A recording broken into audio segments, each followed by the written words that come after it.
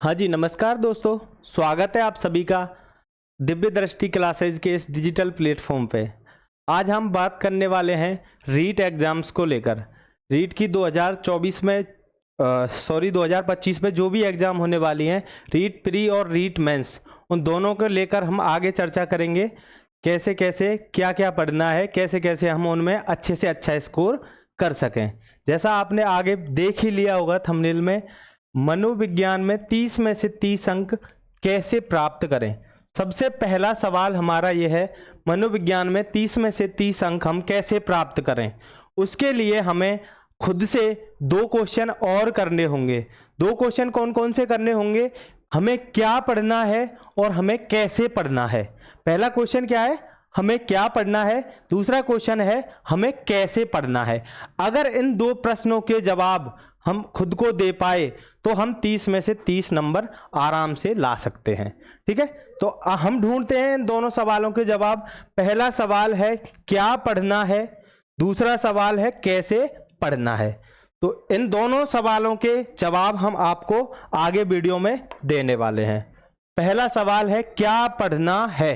सवाल नहीं भूलने हैं दोनों। पहला सवाल क्या रखना है? क्या पढ़ना है। जब ये डिसाइड हो जाए कि ये चीज हमें पढ़नी है, उसके बाद हमें ये डिसाइड करना है उसको कैसे पढ़ना है।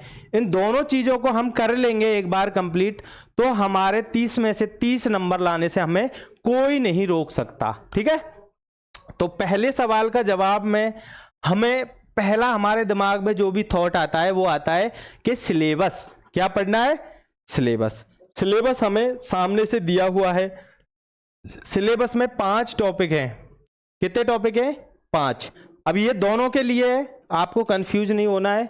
ये मैं लिख देता हूं, ये है REET L1 plus REET L2, दोनों के लिए समान है। और L2 में भी SST और मैथ साइंस दोनों के लिए समान है।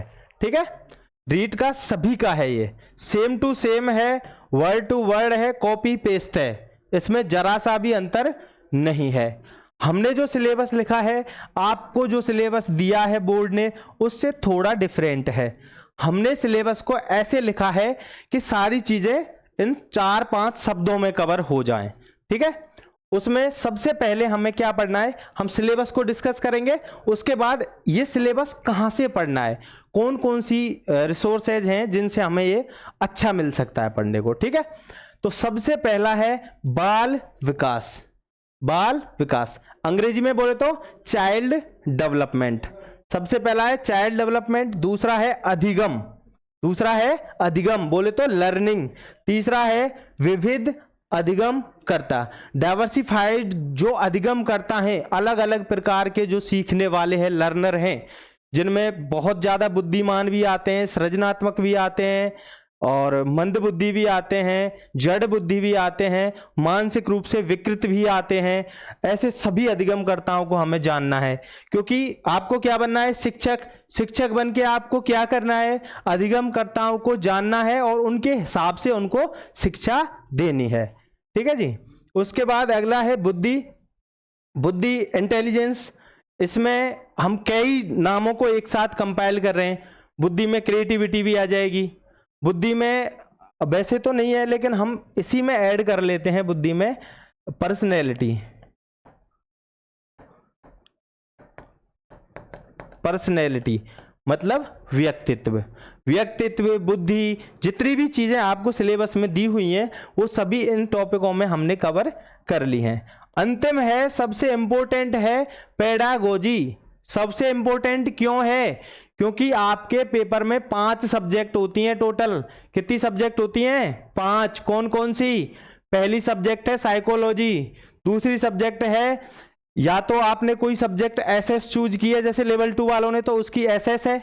एसएस में 60 क्वेश्चन, 60 में से 20 क्वेश्चन किसके हैं? पेडागोजी के। और 5वां टॉपिक साइकोलॉजी का पेडागोजी ही है। उसके बाद आपने 2 भाषाएं चुनी होंगी, या तो हिंदी इंग्लिश या हिंदी संस्कृत, या कोई और भाषा जो आपकी रीजनल लैंग्वेज हो, आपने कोई ना कोई भाषा जरूर चूज की होंगी। उन दोनों भाषाओं में 10-10 क्वेश्चन और हैं, किसके हैं? पेडागोजी। तो सबसे इंपॉर्टेंट टॉपिक कौन सा है अपना? पेडागोजी, 5वां जो टॉपिक है। इस टॉपिक में हम क्या क्या पढ़ेंगे, क्या क्या आता है, वो सभी आप विस्तार से एक बार सिलेबस को देखना घर पे। इसमें हम एनसीएफ के बारे में जानेंगे, इसमें हम आरटी 2009 के बारे में जानेंगे, इसमें हम सीसीई के बारे में जानेंगे, कंटिन्यूअस कॉम्प्रिहेंसिव इवैल्यूएशन के बारे में जानेंगे, और भी बहुत सारी ऐसी चीजें हैं जो इसके इर्द गिर्द घूमती हैं, जैसे एक्शन रिसर्च। एक्शन रिसर्च को हम कहाँ जानेंगे? इसी में जानेंगे, ठीक है। उसके बाद हम जब ये हमारा कवर हो जाएगा, उसके बाद हमें देखना है अगला सेगमेंट। अगला सेगमेंट क्या है वो हम आगे देखते हैं। अगला सेगमेंट सबसे जरूरी, सबसे इंपॉर्टेंट है। अगला सेगमेंट क्या है? PYQs, प्रीवियस ईयर क्वेश्चंस, सबसे इंपॉर्टेंट। अगर आपको 100% स्कोर करना है, उसके लिए PYQs रामबाण है। सबसे जरूरी चीज क्या है? प्रीवियस ईयर क्वेश्चंस, सबसे इंपॉर्टेंट, गांठ बांध के धर लेना। सबसे इंपॉर्टेंट क्या है? प्रीवियस ईयर क्वेश्चंस, कब से कब तक के और कौन कौन से। अब आपका सवाल है कब से कब तक के क्वेश्चंस और कौन कौन से क्वेश्चंस। कब से कब तक का उत्तर है आपका 2011 से लेकर 2023 तक जितनी भी रीट की भर्ती हुई हैं, जितनी भी शिक्षक की राजस्थान में भर्तियां हुई हैं, उन सभी के क्वेश्चंस आपके लिए बेहद महत्वपूर्ण हैं, क्योंकि उनसे बाहर एक भी क्वेश्चन आपको नहीं पूछा जाएगा। उसके बाद आगे क्या है, और क्या है इसमें? और है सीटेट। सीटेट के जितने भी आपको पेपर मिल जाए करने को, उतने कर लेना।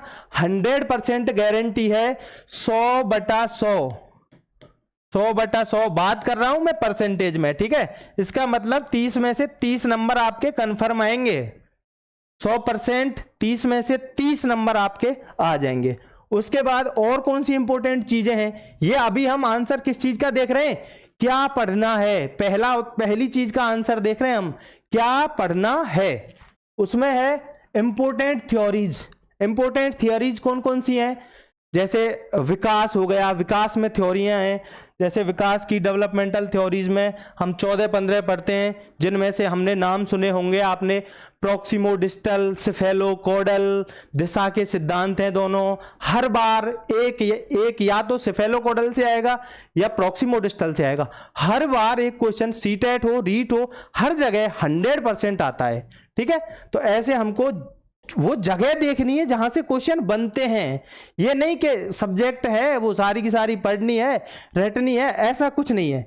हमें पॉइंट टू पॉइंट देखना है, कहां से आता है वही पढ़ना है, अच्छे से पढ़ना है, ठीक है। उसके बाद अगली लर्निंग थ्योरीज, अधिगम के सिद्धांत हैं, है ना, जिनमें हमने थॉर्नडाइक का सिद्धांत है, स्किनर का सिद्धांत है, बंडूरा का सिद्धांत है, बाकी बहुत सारे सिद्धांत हैं।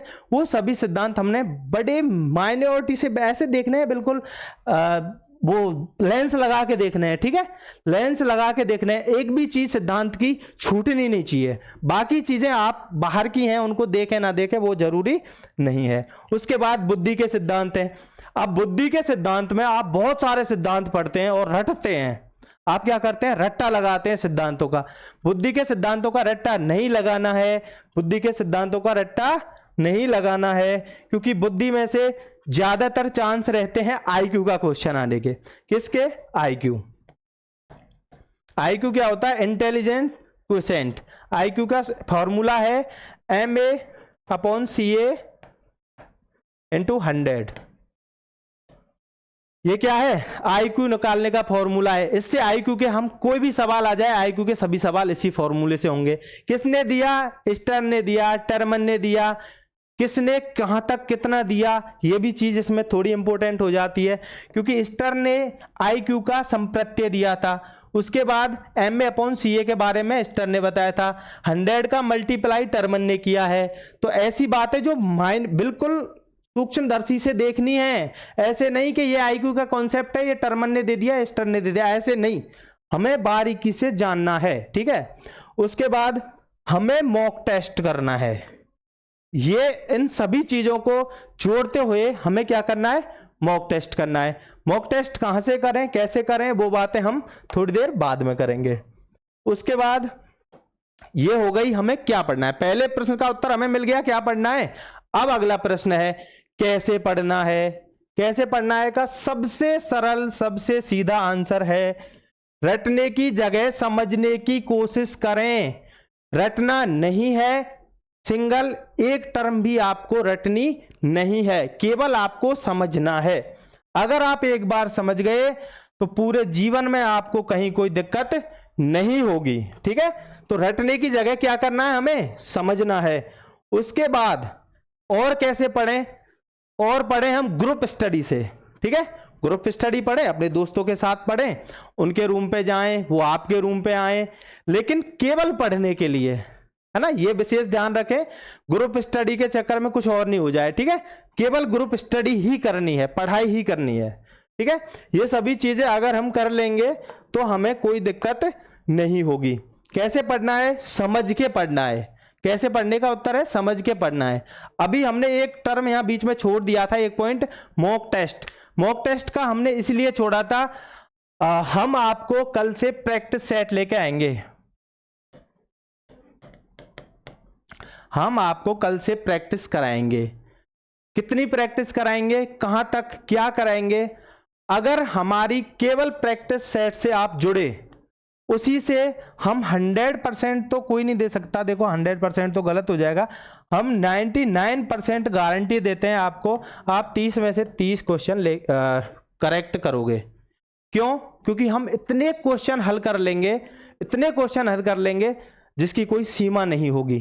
क्योंकि हम अब से 75 दिन, है ना, रीट आपका 75 दिन बाद है, लगभग मान के चल रहे ना, 75 दिन के पर डे हम 30 क्वेश्चन करेंगे। एक दिन में 30 क्वेश्चन करेंगे तो हमारे ये हो जाएंगे 2250 क्वेश्चन, मतलब 2000 से 3000, 2000 से 3000 के बीच में हम प्रश्नों को हल करेंगे। और हम प्रश्नों को ऐसे हल करेंगे कि उनमें जो भी कॉन्सेप्ट लगेंगे, उन कॉन्सेप्टों को हम वहीं के वहीं साफ करते चलेंगे। ठीक है, बाकी और कोई समस्या आपको, कोई और कोई क्वेश्चन, कोई क्यूरी, कोई बात पूछनी हो तो कमेंट बॉक्स हमारा बिल्कुल खाली है। धन्यवाद।